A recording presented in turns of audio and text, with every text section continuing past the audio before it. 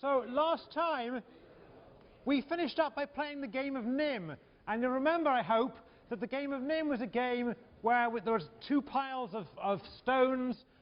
We made do with lines on the board, and the winner was the person who picked up the last stone. Remember, you had to pick piles. And I want to use the game of NIM to make a transition here. So what we pointed out about the game of NIM was it illustrated very nicely for us that games can have first mover advantages or they can have second mover advantages. A very small change in the game, essentially a very small change in where we started from, could switch a game from a game with a first mover advantage to a game with a second mover advantage. All right? Now today I want to just draw a slightly grander lesson out of that game. So not only was it the case that the game sometimes has first mover advantages and sometimes has second mover advantages, but moreover, we could tell when it had a first mover advantage, and we could tell when it had a second mover advantage. Is that right? When we actually looked at the initial setup of those stones, we knew immediately that's a game in which player 1 is going to win, or alternatively, we knew immediately that's a game in which player 2 is going to win. All right? Now it turns out that that idea is very general and actually has a name attached to it, and that name is Zermelo. So today we'll start off by talking about a theorem due to a guy called Zermelo. And the idea of this theorem is this: we're going to look at games more general than just NIM, and we're going to ask the question, under what circumstances would you know about a game, either that player 1, the person who goes first, can force a win, or that player 2 can force a win, or will allow a third possibility, which is it's going to be a tie. All right? So here's the theorem. Suppose there are two players in this game, like the games we looked at last time, and suppose, I won't define this formally now, but suppose the game is a game of perfect information. So what do I mean by perfect information? I'll define this later on in the class, but for now, all I mean is that whenever a player has his turn to move, that player knows exactly what has happened prior in the game. So for example, all these sequential move games we've been looking at are moves of perfect information. When I get to move, I know exactly what you did yesterday, I know what I did the day before yesterday, and so on. All right, so it's a game of perfect information. I'm going to assume that the game has a finite number of nodes. So two things here: it can't go on forever, this game, and also there's no point at which it branches in an infinite way. All right, so there's a finite number of nodes. And we'll assume that the game has three possible outcomes. And actually, there's a more general version of this theorem, but this will do for now. The three possible outcomes are either a win for player 1, so I'll call it W sub 1, or a loss for player 1, which is obviously a win for player 2, or a tie. All right, so the game, like NIM last time, we only had two outcomes. So here we're going to go up to three outcomes, or three or fewer outcomes, I should say. All right. So these are the conditions, and here's the result. So I said three. It could be three, but it could also be two here. I'm just allowing for three. One is true. All right. So under these conditions, the following is true. Either player 1 can force a win. So either it's the case that this game is a game that if player 1 plays as well as they can, they're going to win the game. All right, no matter what player 2 does. Or or 1 can at least force a tie. All right, which means player 1 can play in such a way that they can assure themselves of a tie regardless of what player 2 does. Or it could be a game in which 2 can force a loss on 1. All right, so a win for 1 is this. All right? All right? So this theorem, when you first look at it, it doesn't seem to say very much. When you're staring at this thing, you might think that we already knew that we're looking at games that only have three possible outcomes: win, loss, or tie. All right? So it doesn't seem so surprising if you look at this theorem. It says, well, you're going to end up with a win or a loss or a tie. Right? But that's not quite what the theorem says, right? The theorem says not only are you going to end up there, we knew that already, but the games divide themselves, games of these forms divide themselves into those games in which player 1 has a way of winning regardless of what player 2 does. Right? Or games in which player 1 has a way of forcing a tie regardless of what player 2 does, or player 2 has a way of winning regardless of what player 1 does. Right? So these games all have a solution. Let's just go back to NIM to illustrate the point. All right? So in NIM, actually there's no tie, so we can forget the middle of these. And in NIM, under certain circumstances, it is the case that player 1 can force a win. Who remembers what the case was for when player 1 can force a win? Anybody? The people who played last time? No? Yes? Ali, there's somebody here? Yeah, shout it out. Ensuring that the piles are equal for the other player. All right. So if the piles start unequal, then player 1 can actually force a win. So in NIM, if the piles are unequal at the start, then 1 can force a win. It really doesn't matter what 2 does. 2 is toast. All right? Or the alternative case is the piles are equal at the start, and if they're equal at the start, then it's player 1 who's toast. Right? Player 2 is going to be able to force a loss on 1. So 2 can force a loss on 1, i.e. a win for player 2. All right? Does everyone remember that from last time? Yeah? It's just before the weekend, shouldn't be so far long ago. All right? So this theorem applies to all games of this form. So what games are of this form? Let's think of some other examples. So one example is tic-tac-toe. All right? Everyone know the rules of tic-tac-toe? In England we call it noughts and crosses, but you guys call it tic-tac-toe. Is that right? Right? Everyone know what tic-tac-toe is? Yeah? So in tic-tac-toe, which category is tic-tac-toe? Is it a game in which player 1 can force a win? Or is it a category in which player 1 can only force a tie? Or is it a category in which you'd rather go second and player 2 can force a win for player 2 or a loss for player 1? Which is tic-tac-toe?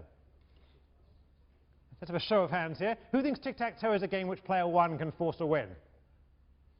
Who thinks tic-tac-toe is a game in which player 1 can only force a tie? And who thinks player 2 is going to win? Yeah, most of you are right. It's a game in which if people play correctly, then it'll turn out to be a tie.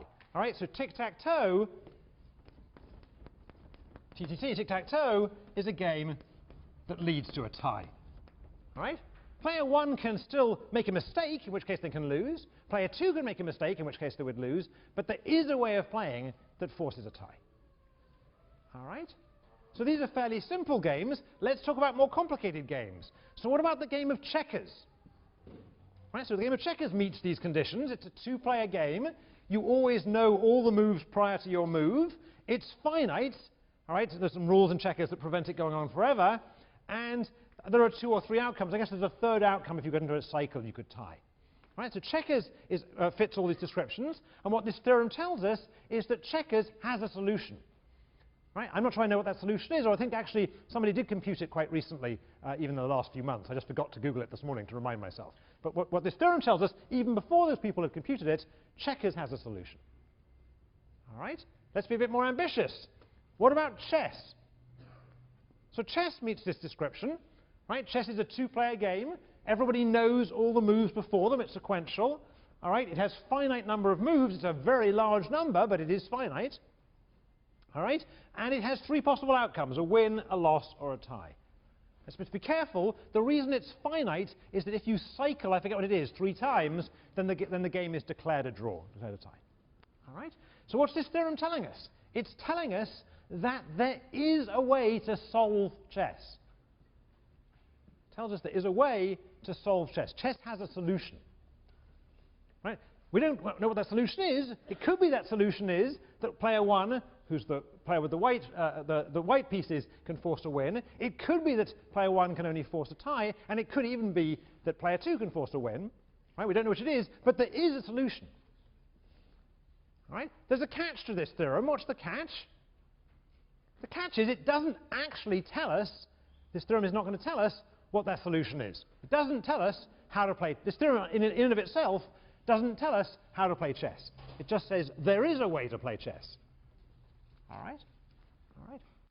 So we're going to try and prove this. We don't often do proofs in class, but the reason I want to prove this particular one is because I think the proof is instructive as part of sort of QR at Yale. All right, so here's another example here, and some other examples you could think of chess as being the most dramatic example. All right.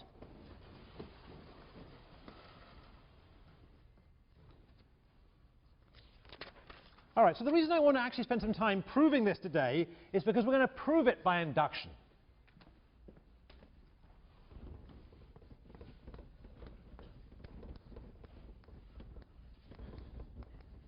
We're going to prove it by induction. All right, and I'm going to sketch the proof. I'm not going to go through every possible step, but I want to give people here a feeling for what a proof by induction looks like. And the reason for that is, my guess is, well, let's find out, how many of you have seen a proof by induction before? How many have not? Right? So for those who haven't, I think it's a good thing in life, at one point in your life, to see a proof by induction. And for those who have, my guess is you saw it in some awful math class in high school, and it just went over your, didn't take over your head, but it kind of, the excitement of it doesn't catch on. I'm hoping to make that this is a context where it might appeal. All right. So proof by induction. We're going to prove this by induction on the maximum length of the game. And we'll call that n. We'll call n the maximum length of the game. So what do I mean by this? If I write down a tree, I can always look at all the paths from the beginning of the tree all the way through to the end of the tree. I should do that your way, from the beginning of the tree all the way through to the end of the tree. And I'm going to look at the path in that particular tree that has the largest length. Right, and I'll call that the length of the game, the maximum length of the game. All right? So we're going to do induction on the maximum length of the game. All right? So how do we start a proof by induction? Let's just remind ourselves, those people who've seen them before, we're going to prove that this theorem is true, the claim in the theorem is true for the easy case when the game is only one move long. All right, that's the first step. And then we're going to try and show that if it's true for all games of length less than or equal to n, whatever n is, then it must therefore be true for games of length n plus 1. Right, that's the way you do a proof by induction. Right, so let's just see how that works in practice. All right, so start with the easy step, and we'll do it in some detail, more detail than you really need to in a math class. So if n equals 1, what do these games look like? Well, let's look at some examples here. So I claim it's pretty trivial if n is equal to 1, but let's do it anyway. All right, so the game might look like this. Player 1 is going to move. Here's player 1 moving. The game is only length 1, so player 1 is the only player who ever gets to move. So the game might look like this. I don't know, let's put in a fifth branch. Might look like this. All right? And at the end of this game, rather than putting payoffs, let me just put the outcome. So the outcome must either be a win, or a tie, or a loss.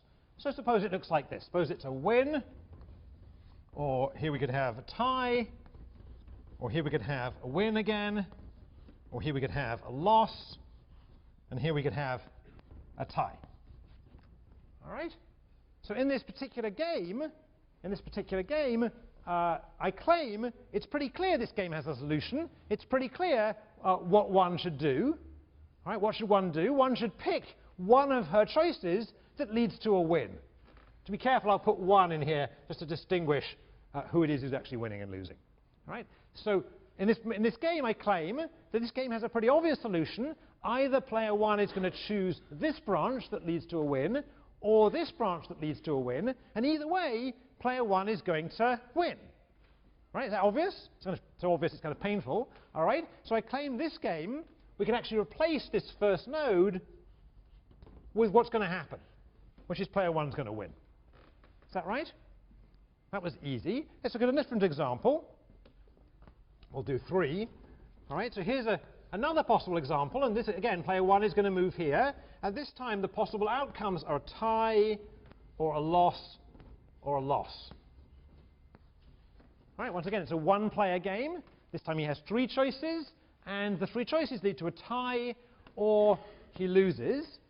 So I claim, once again, this is simple. What player 1 should do is what? Choose the tie, since there's no way of winning.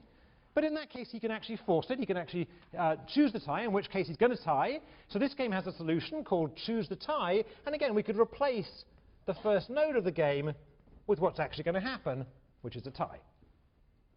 Everyone happy? And there's one other possibility, I guess. The other possibility is that here player 1 has a lot of choices, maybe 4 choices in this case. Once again, player 1 is going to move, but in each case, unfortunately for player 1, in each case, the outcome is that player 1 loses. Right? So this is a game in which player 1 is going to lose no matter what they do. Once again, it has a solution. The solution is player 1 is toast and is going to lose.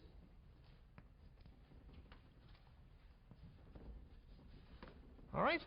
So I claim this has really captured all the possibilities of games of length 1. All right? I mean, you could imagine that there could be more branches on them, but basically there are these 3 possibilities. Either it's the case that one of those branches leads to a win, in which case the solution is player 1 wins. Or it's the case that none of the branches have wins in them, but one of them has a tie, in which case player 1 is going to tie. Or it's the case that all the branches have loss in them, in which case player 1 is going to lose. All right, so I claim I'm done for games of length 1. Everyone okay? So that step is deceptively easy, but there it is. All right, now we do the inductive step, the big step. All right, what we're going to do is we're going to assume that the statement of the theorem, which I've now hidden, unfortunately, let me unhide it, if I can. It's not going to be easy. All right. Is it now visible? Good. So now let's assume that the statement of this theorem is true for all games length less than or equal to n. All right. Suppose that's the case. Suppose the claim is true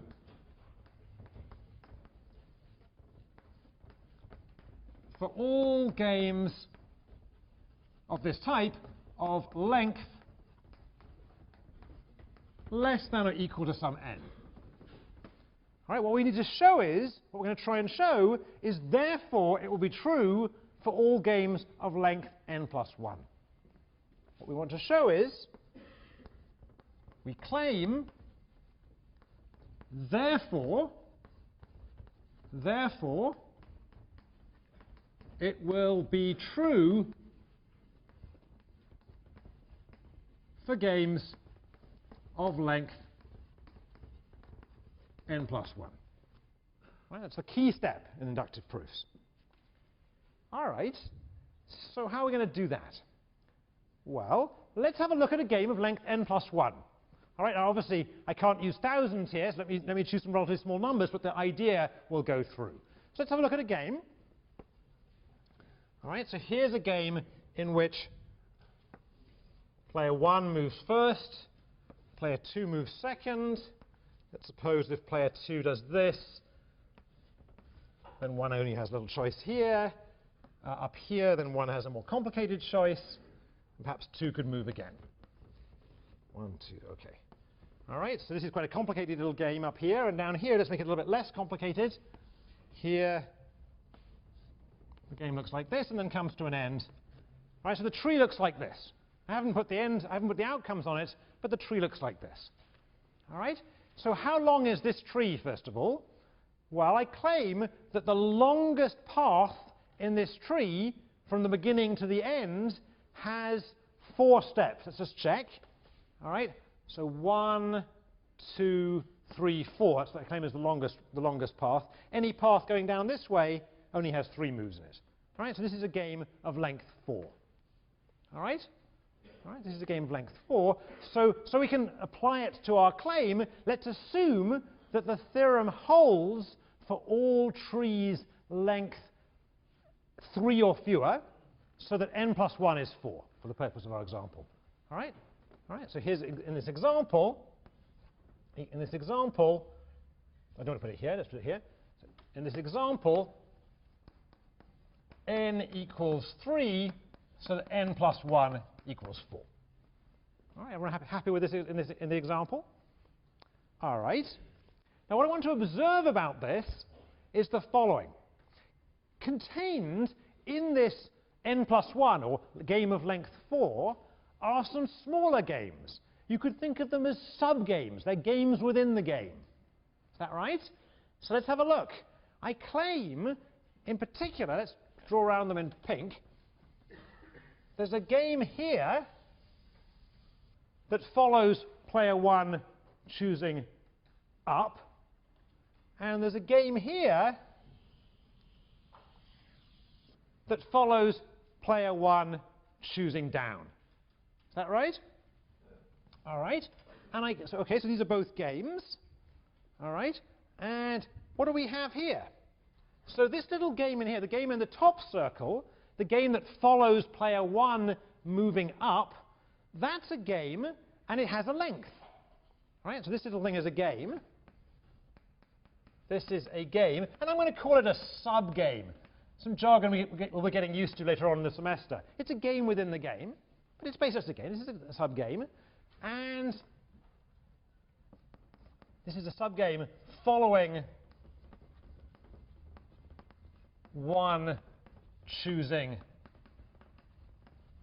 up. Let's put up in here. Following up. And I claim that this game has a length. This sub-game has a length. So we knew that we started from a game of length 4. We've taken one of the moves, and let's make sure this is actually a game of length 3. Right? So if the game started here, this would be a game of length 3, because you could go 1, 2, 3 moves. Is that right? So this is a game of length 3. Right? So this is a sub-game following 1 choosing up, and the sub-game, has length 3. All right? And down here, this is also a sub-game. It's a game that follows player 1 choosing down. Following 1 choosing down. And this little sub-game has length. Now, here we have to be a little bit careful. You might think that since we started from a game of length 4, after the first move, we must be in a move of length 3. But actually, that's not true. And if we look carefully, we'll notice that this game down here, the game starting here, actually isn't of length 3, it's of length 2. Is that right? So even though we started from a game of length 4, by going this way, we put ourselves into a game of length 2. Is that right? Right, so 1, 2, or 1, 2, or whatever. All right? It has length 2. OK. All right. So in this example, n is 3, and n plus 1 is 4. And our assumption, our induction assumption, is what? We've assumed that the claim of the theorem holds for all games less than or equal to n, which in this case means less than or equal to 3. All right? So what does that tell us? That tells us by our assumption, this game, which I've put a pink circle around on the top, this is a game of length 3, this game has a solution. Right? It must have a solution because it's of length 3 or less. All right? So by the induction hypothesis, as it's called, by the induction hypothesis, this is a technical term, but what's the induction hypothesis? It's this thing. By the assumption that we made, this game has a solution. This game has a solution. Right? It's a game of length 3. 3 is less than or equal to n in this case, so this game must have a solution. Now, I don't immediately know by staring at it what it is, but let's suppose it was W. Say it was W. All right? And the game down below, this is also a game, and it's a game of length 2, but 2 is less than 3 as well.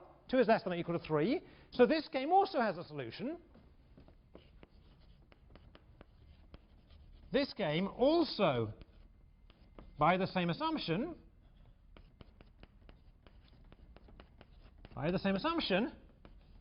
has a solution.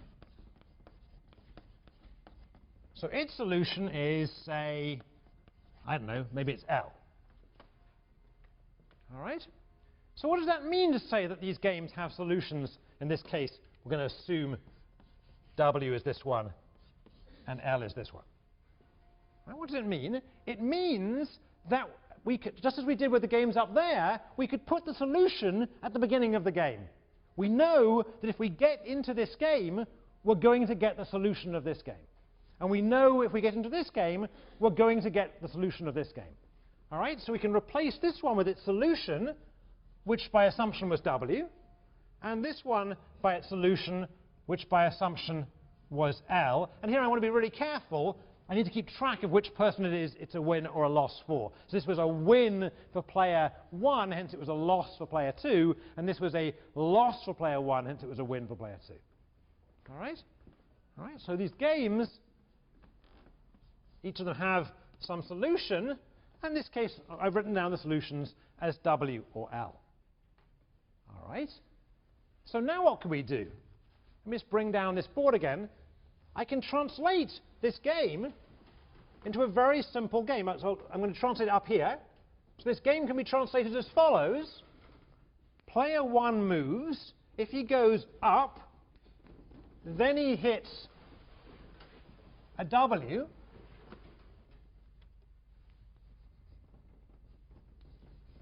And if he goes down, he hits a loss.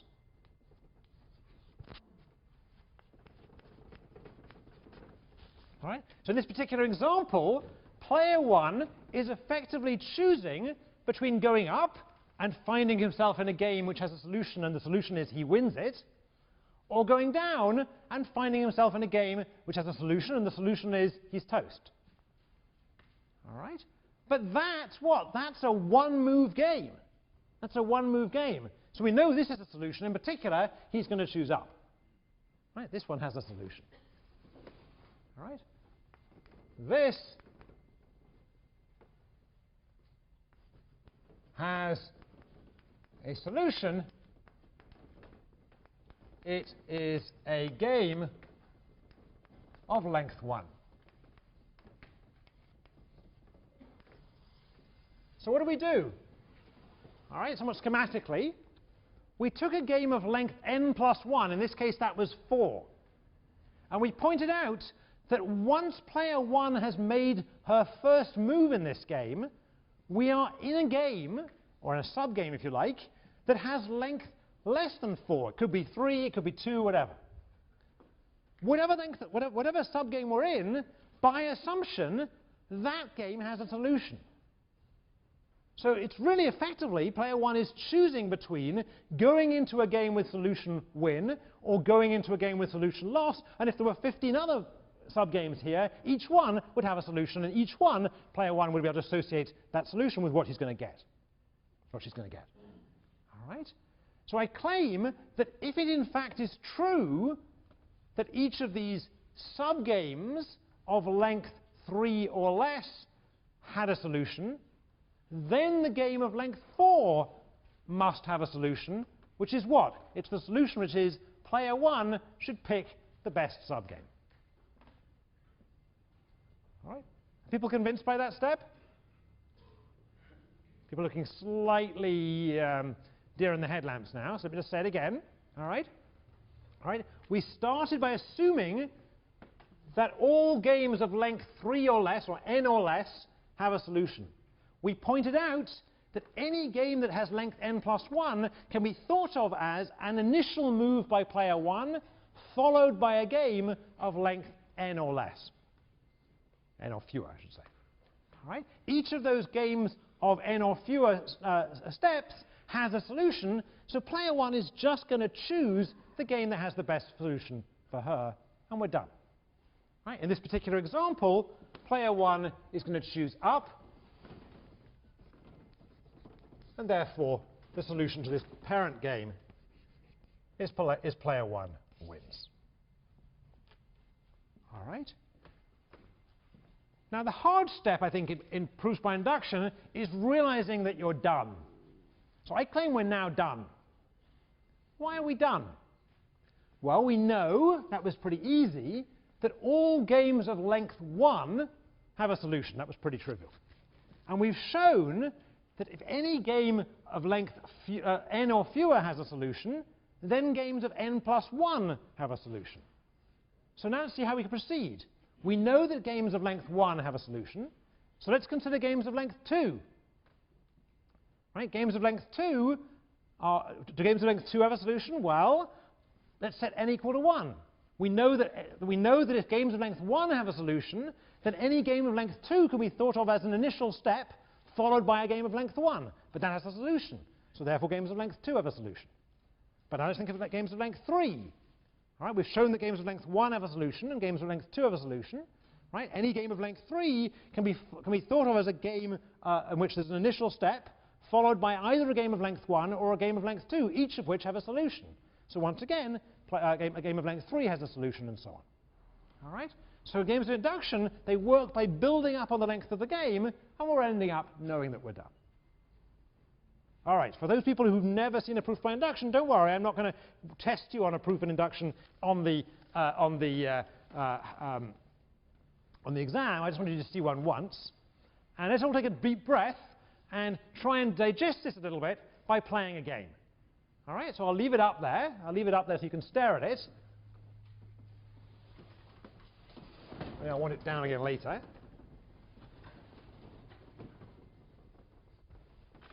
All right, and let's try and actually play a game and see if we can actually throw any light on this. All right, so I'm going to pick out volunteers like I did last time, but first of all, let me tell you what the game is. So once again, I'm going to have rocks in this game, and once again, I'm going to approximate those rocks with marks on the blackboard. All right, so here's an example. And the example is this. The game involves an array of rocks. So here the array has 5 rows and 3 columns. So the rocks are not arranged as they were before in piles, but rather in a sort of pretty array. I actually made it more even, but this is 1, 2, 3, 4, 5 rows and 1, 2, 3 columns. That's in this example. All right, but in general, there's an array of rocks, n times m. All right, and we're going to play sequentially with the players. And the way the game is going to work is this. This is meant to be in this row. The way the game is going to work is when it's your turn to move, you have to point to one of these rocks. And whichever rock you point to, I will delete that rock and all the rocks that lie above or to the right of it, all the rocks that lie to the northeast of it.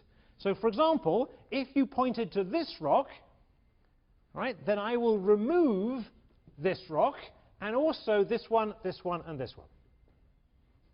Right? And if the next person comes along and chooses this one, then I will remove this one and also that one. Okay, everyone understand? All right, and the game is lost. Let's be clear, this is important. The game is lost by the person who ends up taking the last rock. The loser is the person who ends up removing the last rock. All right? Do I have some volunteers? Can I volunteer people on? How about the guy with the white T-shirt with the yellow on there? All right, okay, can you come on up front? All right, and who else can I volunteer? Everyone's looking away from me, desperately looking away from me. Okay, how about the guy with the Yale sweatshirt on, the Yale, the Yale football sweatshirt on, okay? All right, so come on up. Your name is, let me get a mic up here. Thank you. Great, your name is? Noah. Noah, and your name is? Say it into the mic. So Quran. Karan, okay. So Noah and Karan are our players. All right, everyone understand the rules? You understand the rules? Yeah? All right, so why don't we let Noah go first? So Noah, which rock are you going to remove? Remember, the last rock loses. That one? That one. Okay, so Noah chose this one, so I'm going to remove this one and the one above it. So all the rocks to the north and east are deleted, right? All the rocks to the north and east of it are deleted. Wait, that means you last rock loses, okay? Last rock. Okay, good. All right. So, all right.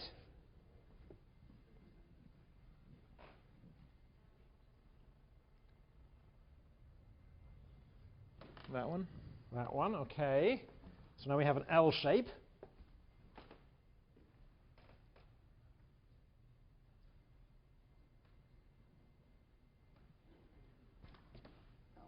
That one. All right. That one. That one. Okay. All right. So we're done. All right. Okay. Everyone understand how that works?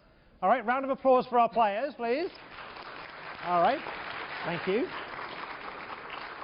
Let me get 2 more volunteers. Now everyone's seen it. These guys had the hard job. They had to figure it out cold. 2 more volunteers. Oh, I don't have to volunteer. Yeah, there's somebody volunteering. You're volunteering? Great. I have 1 volunteer. You can pick an opponent if you like.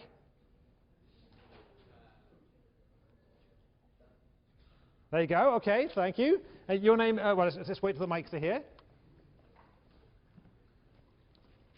So your name is? Peter. And your name is Justin. All right. All right, let me put a new array up here. Thanks, Peter. All right, so let's put a new array up here. This time let's make it, doesn't have to be odd, it doesn't, so let's make it this time a little bit more complicated. So we'll have 5, let's have 4 rows and 5 columns this time. All right, so this time, okay, so last time I had 5 rows and 3 columns, and this time I have 4 rows and 5 columns. 4 rows and 5 columns. All right, away you go. Move out the way. Why don't you stand a bit nearer the board, make it a little easier for people to see what's going on. There you go. All right, so Peter, you want to go first? Sure. I'll go there. That one? Okay, so this one goes, which means all of these go as well. All right. Anyone got any advice from the floor? You want to shout things out? Not too loud, right? I'll try going here. In there. Okay, well, we're back to our L shape again.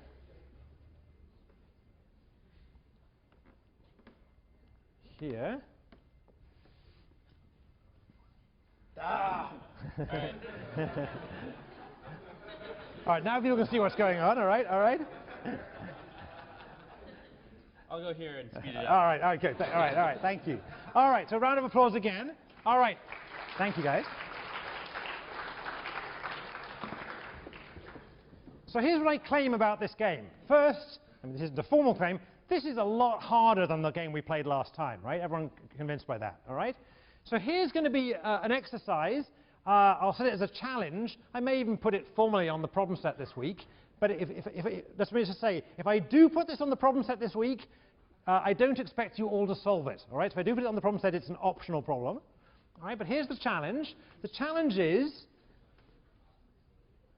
I claim, I know from Zermelo's theorem that no matter what n is, and no matter what m is, this game has a solution. Right? So Zermelo's theorem tells us this game has a solution. Now notice, it could have a different solution depending on the n and the m, depending on how many rows and how many columns. Is that right? So depending on n and m, each such game has a solution. Is that right? Is that right? Right. So which could depend on n and on m, on the number of rows and columns. So just as in NIM, it depended on how those piles started out. All right? So what's going to be the homework assignment? find the solution. Find the solution. Homework. What is the solution? All right? So I claim, let me give you a hint, I claim it is useful to remember that there is a solution. All right? It turns out to be useful to remember that. That wasn't much of a hint, you knew that already, but then I just emphasize that. Okay. Okay, so I want to do a bit of a transition now away from these games like chess and like checkers and like this game with the rocks or NIM. And I want to be a little bit formal for a while. All right, so one thing we haven't done for a while, actually really since the midterm, is write down some formal definitions. So I'm going to do that now. I want at least one of these boards back.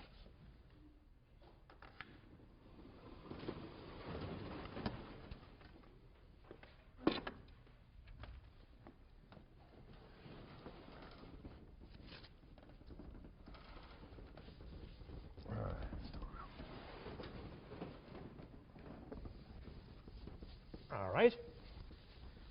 So as I warned very early in the class, there are some points of the day when we have to stop and do some work, and the next 20 minutes or so is such a point.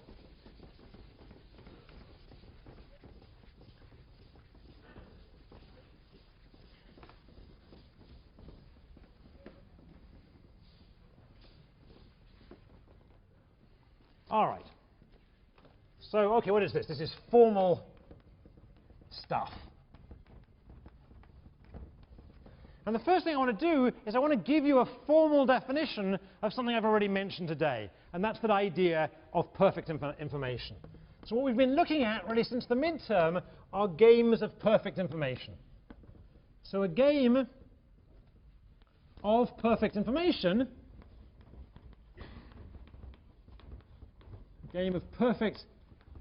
information,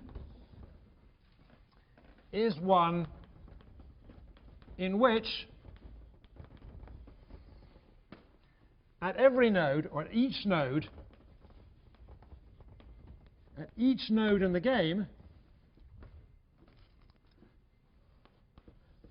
the player whose turn it is to move at that node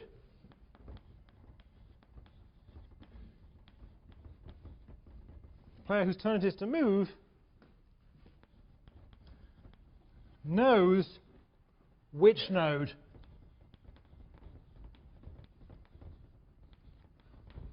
she is at. All right, so it's a very simple idea. Like every game we've seen since the midterm has this property. When you're playing this game, you know where you are. You know where you are. So you know which node you're at. You know you know what your choices are, and what that means implicitly is she must know how she got there.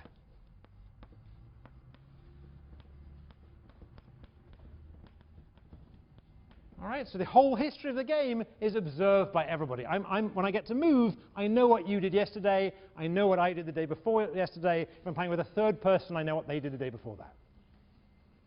All right, so a very simple idea, but it turns out to be an idea that actually allows us to, very simple idea, to use things like backward induction very simply. All right, now so far, all we've been doing is thinking about such games, games like perfect competition, or games like quantity competition between firms, or games like the games where we were setting up incentives, or games like NIM, and we've basically been solving these games by backward induction, rather informally. All right, what I want to add in now is the notion of a strategy in these games. All right, so when we had simultaneous move games, strategies were really unproblematic. Right, it was obvious what strategies were, but when we have games which are sequential, that go on over a period of time, and information is emerging over a period of time, we need to be a little careful what we mean by a strategy. All right? So what I want to do is I want to define a pure strategy, at least, as follows. So a pure strategy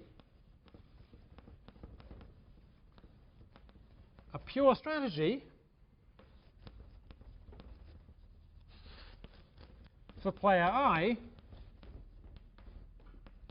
in a game of perfect information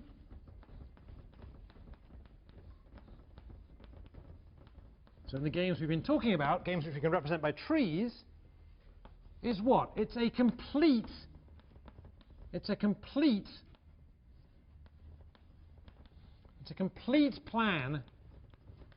complete plan of action. So in other words, what it does is it specifies which action I should take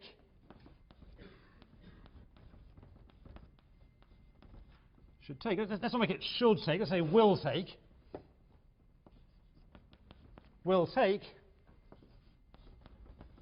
at each of I's nodes, each of I's decision nodes. So when you first read this definition, it seems completely uninteresting and unproblematic. A pure strategy for player I just tells you in this game, whenever you might be called upon to move, it tells you how you're going to move.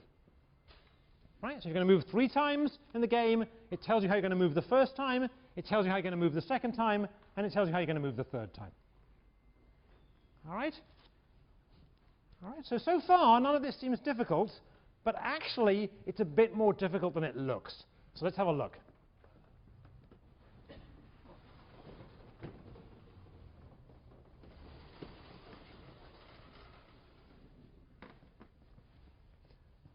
What I want to do is I want to look at an example, and this example I'm hoping is going to illustrate some subtleties about this definition.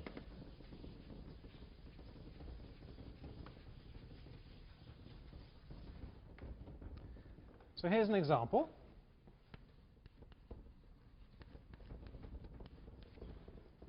In this example, player 1 moves first, and they can choose in or out.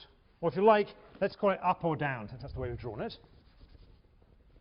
So they can choose down or up, and I'll use capital letters U and D. Then if player chooses up, then player 2 gets to move, and player 2 can choose left or right.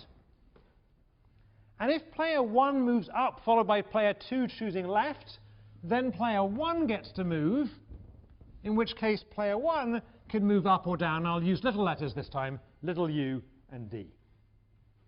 Right? Let's put some payoffs in this game. So the payoffs are 1, 0 here, 0, 2 here, 3, 1 here, and 2, 4 here. All right. So on paper, it's on the board, when you first look at it, this is a perfectly simple game. It's just like many of the games we've been looking at since the midterm. It has a tree. We could analyze it by backward induction. In a moment, we will analyze it by backward induction. All right? But what I want to do first is I want to say, what are the strategies in this game? All right? So let's start with player 2, since it's easier.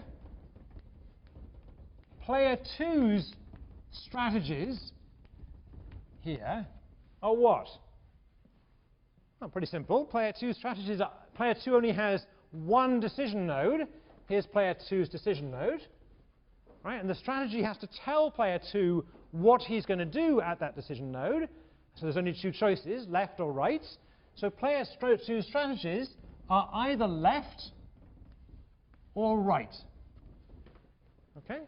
Notice, however, already one slight subtlety here. Player 2 may never get to make this choice. All right? So player 2 is choosing left or right, but player 2 may not ever get to make this choice. In particular, if one chose down, it's really irrelevant whether player 2 has chosen left or right. Right? Nevertheless, a strategy has to specify what player 2 would do were he called upon to make that move. All right? Now let's look at player 1's strategies.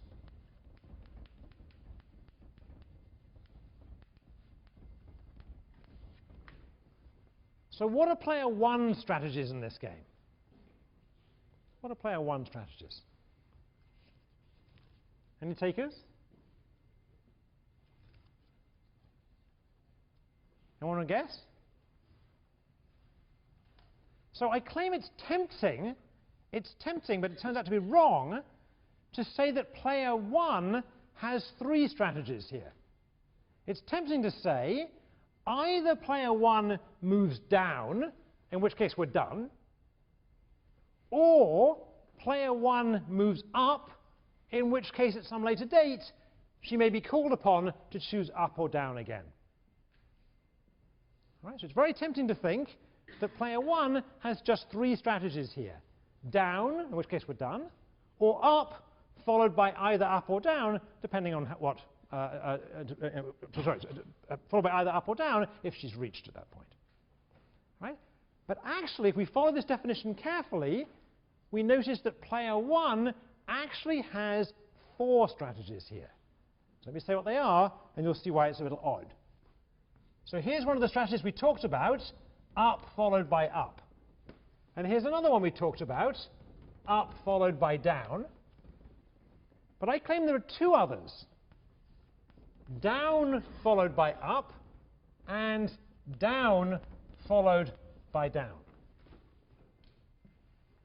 Right?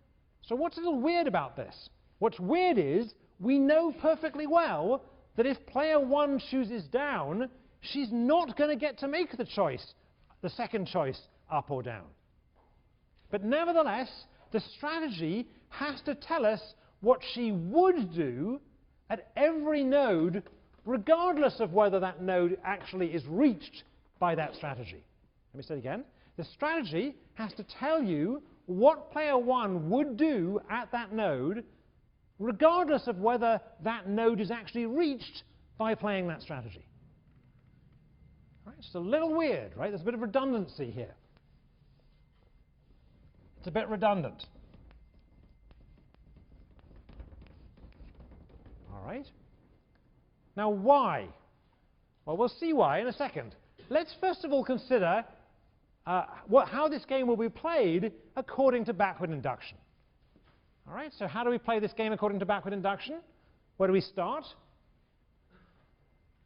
Shouldn't be a trick question, right? Where do we start the game according to backward induction? At the end, okay. So the end here is player 1. And player 1 will choose here to go down. Is that right? Because 3 is bigger than 2. So if we roll back to player 2's move, player 2, if she chooses left, she knows it she'll be followed by player 1 going down, in which case she'll get 1. But if she chooses right, she'll get 2. So player 2 will choose right. All right, so player 1 here, if she chooses up, then player 2 will choose right, and player 1 will get 0. And if she chooses down, she'll get 1. So player 1 will choose down. All right, so backward induction suggests that player 1 will choose down, and followed by player 2. If player 2 did get to move, she'd choose right, followed by player 1. If she did get to move again, choosing down again. All right? Notice that backward induction had to tell us what player 2 would have done had she got to move. And backward induction had to consider what player 2 would think that player 1 would have done were player 1 to get to move again. So to do backward induction, player 1 has to ask herself what player 2 is going to do, and player 2 has to therefore ask herself what player 1 would have done, which means player 1 has to ask herself what player 2 thinks player 1 would have done, which means we actually needed to say what player 1 did over here. Let me say it again. So backward induction here tells us that player 1 chooses down, in which case the game is over. But to do backward induction, to think through backward induction, we really needed to consider not just what player 2 was going to do, were he to get to move, but also what player 2 would think player 1 would do, were player 2 to get to move and were to choose left. Right? So all of these redundant moves were actually part of our backward induction. Right? We need them there so we can think about what people are thinking. All right, so backward induction tells us that the outcome of the game is down. All right, but it tells us in terms of strategies, player 1 chooses down, and were she to get to move again, would choose down again. And player 2 chooses right. All right. Now let's analyze this game a totally different way. We now know what the strategies are in the game. Player 2 has two strategies, left and right. And player 2 has two strategies, left and right. And player 1 has four strategies, up, up, up, down, up, and down, down. All right? So let's write up the matrix for this game. All right, so here it is. It must be a 4 by 2 matrix. Player 2 is choosing between left and right, and player 1 is choosing between her four strategies, up, up, up, down, up, and down, down. And we can put all the payoffs in. So up, up, left gets us to here, which is 2, 4. Up, up, up, right gets us here, which is 0, 2. Up, down, left gets us here, which is 3, 1. Up, down, right gets us here again, which is 0, 2. And down, up, down, up gets us going right out of the game immediately, so we're going to go to 1, 0. And in fact, that's also true for down, up, right. And it's also true for down, down, left. And it's also true for down, down, right. Right, so all of these four strategies at the bottom started off by player 1 choosing down, in which case the game is over. So once again, in this matrix, you can kind of see the redundancy I was talking about. All right, in this matrix, the third row, the down-up row, looks the same as the down-down row. Everyone's happy with that? All right. So when we've had matrices in the past, how have we solved the game? Well, we've been doing this backward induction stuff for a couple of weeks, but prior to the midterm, if I'd simply given you this on the midterm, what would you have done? You'd looked for Nash equilibrium, right? So let's do that. Let's look for Nash equilibrium. So if player 2 chooses left, then player 1's best response is up, up. And if player 2 chooses right, then player 1's best response is either down, up, or down, down. All right?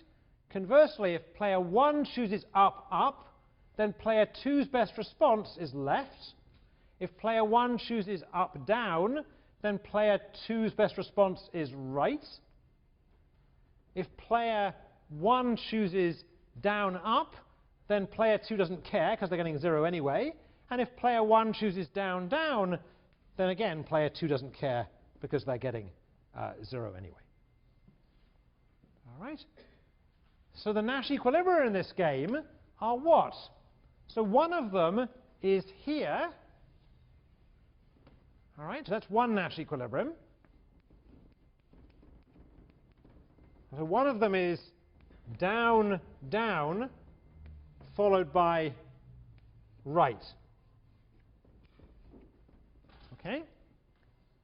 And that's a Nash equilibrium we actually found by backward induction. Right? The Nash equilibrium down, down, right corresponds to the one we found by backward induction. All right? But there's another Nash equilibrium in this game. The other Nash equilibrium in this game is this one.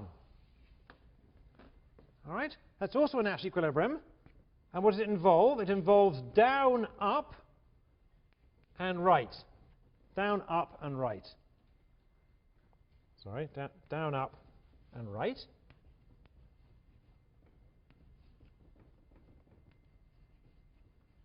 Down, up, and right. All right? So what happened in that equilibrium? Player 1 went down, which made everything else kind of irrelevant. Player 2 played right, and player 1, in their plan of action, was actually going to choose up. Right, say it again. Player 1, in fact, went down. Player 2, had they got to move, would have chosen right, right? And player 1, had they got to move at this second time, would have chosen up. So how can that be a Nash equilibrium? It doesn't correspond to backward induction. Right? In particular, player 1 up here is choosing a strategy that seems silly. Right? They're choosing up rather than down, which gets them 2 rather than 3. Right? So how can it possibly be that that's an equilibrium strategy? Right? The reason it can be an equilibrium strategy is it doesn't really matter what player 1 chooses up here from player 1's point of view, because it's never going to be reached anyway. As long as player 2 is going to choose little right here, as long as player 2 is choosing right, it really doesn't matter what player 1 decides to do up there. From player 1's point of view, it doesn't make a difference, it isn't reached anyway. All right?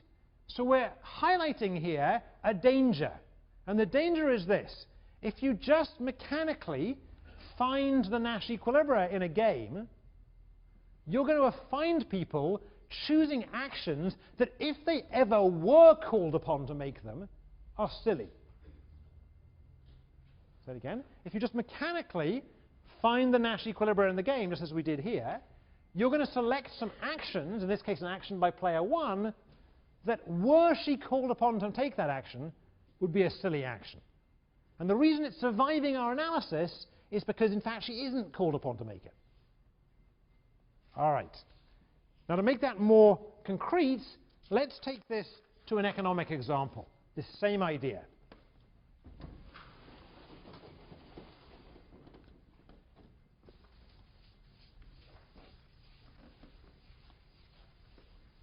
All right.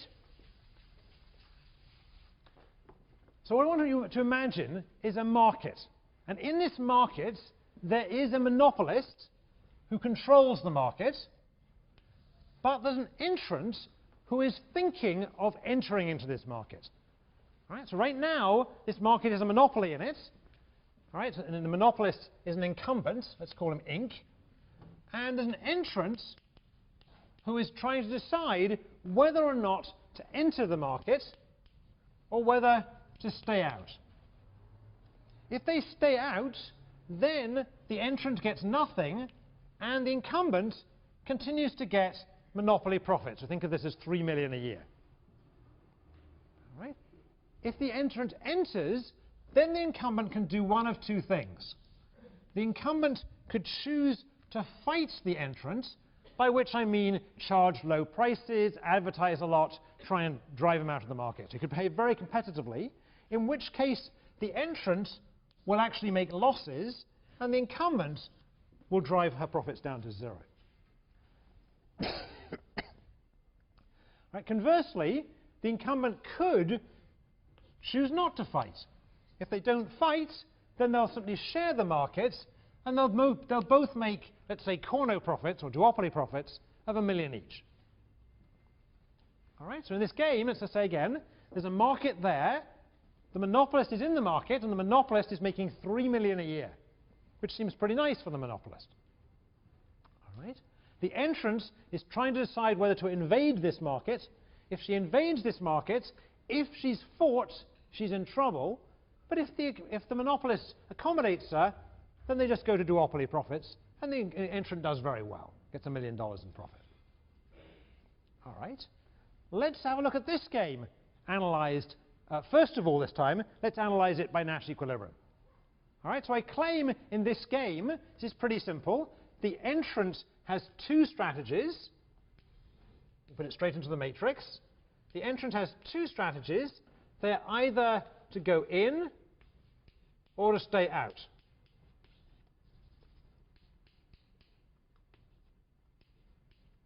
And the incumbent has 2 strategies.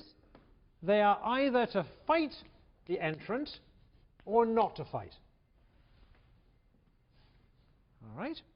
And the payoffs of this game are as follows. Let's put them in. In and fight was -1, 0. In and not fight was 1, 1. And out led to the incumbent maintaining monopoly profits. Let's have a look at the Nash equilibria of this game.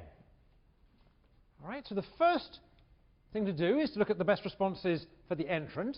So if the incumbent chooses fight, then the entrant's best response is to stay out.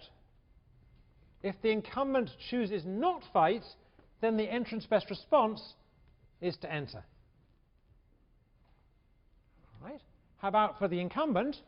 If the entrant chooses to come in, then the incumbent's best response is not to fight, because 1 is bigger than 0. But if the entrant stays out, it really doesn't matter what the incumbent does. They'll get 3 either way. All right? So the Nash equilibria here are either in followed by not fighting. You end up with a duopoly. Or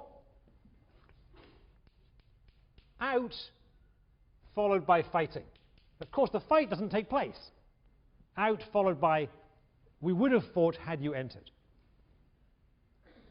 All right? So these are the Nash equilibria. Let's analyze this game by backward induction. All right? From the incumbent's point of view, if the incumbent gets to move, then is she going to choose fight or not fight? She's going to choose not fight. So the entrant should do what? Somebody? The entrant should enter, because if she enters, she gets 1. If she stays out, she gets 0. So backward induction just gives us this equilibrium. All right? Now the question is, what do we think is going on at this other equilibrium? Let's talk it through. All right, so here you are, you're about to enter the market. You leave Yale, you set up your business, and your business is challenging some monopolist or quasi-monopolist, like Microsoft, say, and you go out there and you're about to put out your new operating system. And you know that your new operating system will make plenty of money, provided Microsoft doesn't retaliate and drop its prices by half and advertise you out of the market. All right? So what does Bill Gates do? Bill Gates, the head of Microsoft. He says, wait a second, before you graduate from Yale and go and set up this company, let me just tell you, I'm going to fight. If you enter, I'm going to fight. All right? And if you believe him, if you believe that he's going to fight, what should you do? You're not going to bother to enter his market. Right? If you believe that you're going to get fought by Bill Gates, then you believe that if you enter, you're going to make losses, so you choose to stay out. And this threat that Bill Gates makes here, it doesn't cost him anything. Provided you go out, he doesn't actually have to fight at all. Right? That's why it is, in fact, an equilibrium to imagine you staying out, believing that you're going to get fought if you enter. And it is the best response for the guy to fight, knowing that you're going to stay out. But this doesn't sound right. Why doesn't this sound right? It doesn't sound right because you really shouldn't believe the guy who says he's going to fight you, when you know that if you did enter, fighting would cost the incumbent money. If you did enter, if he fights you, he gets 0. If he doesn't fight, he gets $1 million. All right? So this threat that the guy is going to fight you, this threat is not credible. Right? This is an equilibrium, but it relies on believing an incredible threat.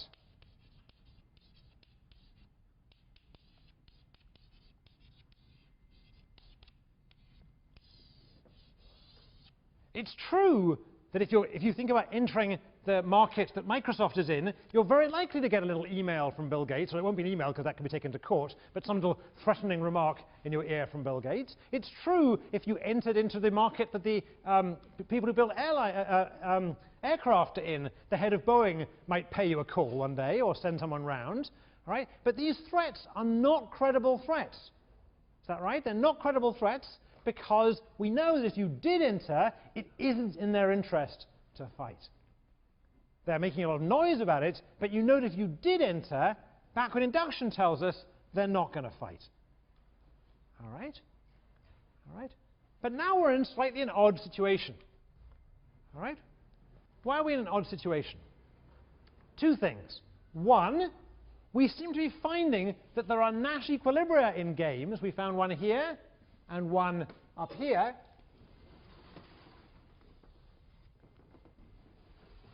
There are Nash equilibria that are not supported by backward induction. That's the first reason we're a little worried here. And the second reason we're worried is even the economics of this doesn't quite smell right. Right? For example, if you in fact did if you did in fact announce you were going to operate, you're going to build a new operating system and got a threatening call from Bill Gates, there might be a reason why you might actually believe that call. Why might you believe that call? Why might you believe that call? Can we get a mic out? Let me try. I'll do it. So why might you believe a call from Bill Gates saying he's going to beat you up, not beat you up, but he's going to charge low prices if you produce an operating system? If you look at the future revenue streams, like for the next 10 years, and he consistently gets $1 million for the next 10 years, he would be better off if he just drove you out of the market for the first year and then get $3 million for the next 9 years. All right, yeah, okay, that wasn't quite what I was thinking of. Okay, it's true if we cheat a bit and make one of the, okay, so what you're saying is I could get 3 forever versus 1 forever. Assume these are both present discounted values of future cash earnings, all right? So we've done the future cash flow analysis of this, right? So this isn't an accounting mistake, all right? Not for accounting reasons. There's some other reason why when Gates threatens you, you might want to believe it. Let me try up here first. He can afford to make an example of you so no other people will invade? Right. So one thing that's in Bill Gates' mind is right now he's thinking about competing with you, right? But down the road, there's a lot more of you guys coming, right? There's whatever it is, 280 of you in this room, and there's another 280 in next year's class, and so on. And Bill Gates knows that each of you might come out and threaten his monopoly, his Microsoft monopoly. And he might think that by setting an example to one of you, he might be able to keep the others out. And somewhere, that kind of argument, the argument of making an example of somebody, is missing here. Missing completely. But it's got to be important, right? It's got to be an important idea. All right? So we're going to come back and spend the first half of Wednesday's class picking up just precisely that idea.